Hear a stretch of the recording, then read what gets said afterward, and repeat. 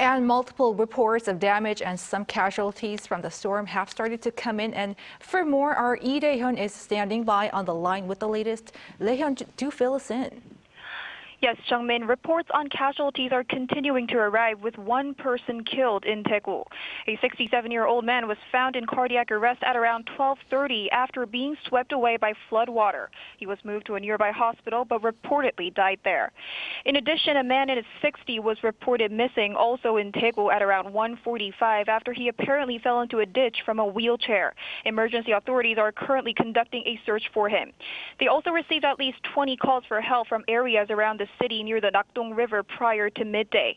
Meanwhile, at around 9:45 a.m. in Gyeongsan of Gyeongsangbuk-do Province, a woman was rescued from her car that had been caught in floodwater. A further 18 people were also rescued from flooding in the province.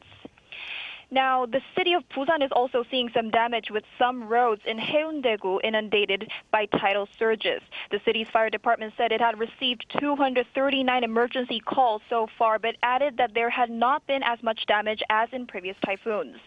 No casualties were reported from Busan's beaches, as police had closed off access roads in advance. In Jeollanam-do Province, the fire department answered 21 calls in the morning, reporting damage, including window frames being blown out in Yeosu and a possible collapse of houses due to landslides in Sinangun County. Damage to farmland was also reported, and some apartment buildings were without power.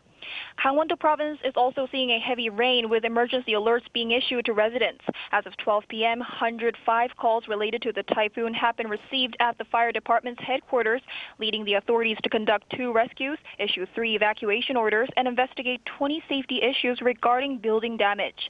Emergency officials in Gyeongsangbuk-do Province said they had received 53 calls as of 1 p.m. and had ordered the evacuation of 30 residents due to flooding. Some roads were blocked by fallen trees and sinkholes had emerged on others. Now the typhoon is expected to land in Seoul in the evening at around 9 p.m. as it continues to slowly head north. To ease traffic congestion, Seoul City will increase the frequency of public transportation, including subways and buses during commuting hours. That's all I have for this hour, but I'll be back with more updates in the later newscast.